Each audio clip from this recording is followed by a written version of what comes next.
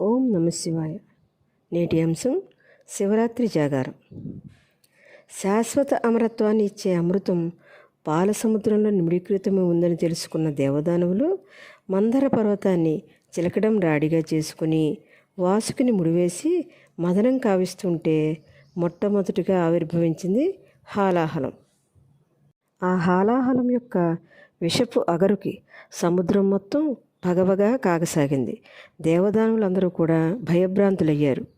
ప్రపంచమంతా అతలాకుతలమైపోయిన ఆ హాలాహలం అగరికి జీవులు భయభ్రాంతులవుతుంటే ఆ విషయాన్ని స్వీకరించగలిగే సహాయం చేయగలిగే వారు ఎవరా అని వచ్చిన ఆలోచనలో భాగంగా ఉబ్బు శంకరుడు ముందుకొచ్చాడు.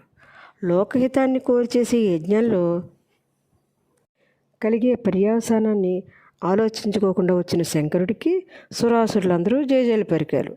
గరళమంటే మాటలా? అది ప్రాణానికే ప్రమాదం అవ్వచ్చు. అయినా కానీ అప్పటికే ఆ గరళ సేవనానికి నేనున్నాన్ని ముందుకొచ్చిన ముక్కంటిని ఆ గరళం సేవించాడు.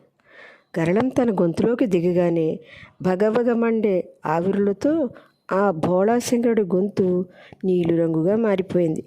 అది చూసిన పాము గబగబా ముందుకొచ్చి, జనహితం కోరి నీవు విషాన్ని స్వీకరించి నీవు చేసే ఈ ప్రాణత్యాగంలో ఆ గరణాన్ని గొంతు దిగకుండా నా వంతుగా నేను ఉంటానని ఆ గొంతుకి చుట్టుకుంది. తన పతిదేవుని యొక్క పాటలు చూసిన ఆ సతీదేవి దుఃఖిస్తూ తాను కూడా ఆ గరళ సేవన యజ్ఞంలో అర్ధభాగం వహిస్తానని తన పతిదేవుల్లో నిలిచిపోయింది. అక్కడికి గరళ ప్రభావ తీవ్రత కొద్దిగా తగ్గినా తన పతిదేవుడు చేసే ఆ యజ్ఞంలో ఆ సతీదేవి యొక్క సవతి గంగమ్మ తన చల్లని జలాన్ని శివుని శిరస్సుపై చిరుజల్లులుగా మార్చి జాలడం మొదలెట్టింది. చల్లని వెన్నెల జనానికి అందించే ఆ చందమామ శివుని శిఖపై నిలబడి చల్లని కాంతులను వెదజల్లాడు. ఇప్పుడు మొదలైంది అసలు కథ. గొంతులోకి దిగిన విషాన్ని గుటక పడకుండా ఆపితే అది తన ప్రభావం ఆ పరమశివుని వదనంపైన పడసాగింది. దానితో శివునికి నెమ్మదిగా మత్తు వస్తోంది. మైకం కమ్ముకుంటోంది.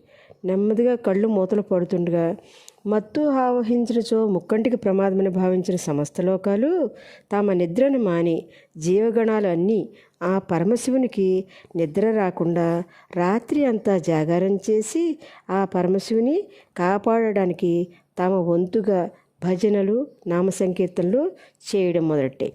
అంతటి పవిత్రత ఉంది ఈ శివుని జీవుని కోసం ఈ నిద్ర మానుకోకుండా చేసే రాత్రి జాగారమే శివరాత్రి. మనఃపూర్వకంగా చేసే ఏ పనైనా తీర్చగల ఆ శంభోశంకరుడు గరళకంఠుడు, నీలికంఠుడు, గంగాధరుడు, శశిధరుడు, అర్ధనారీశ్వరుడిగా జనాలందరిలోనూ మన్ననలు అందుకుంటున్నాడు. ఓం నమ శివాయ. ధన్యవాదములు.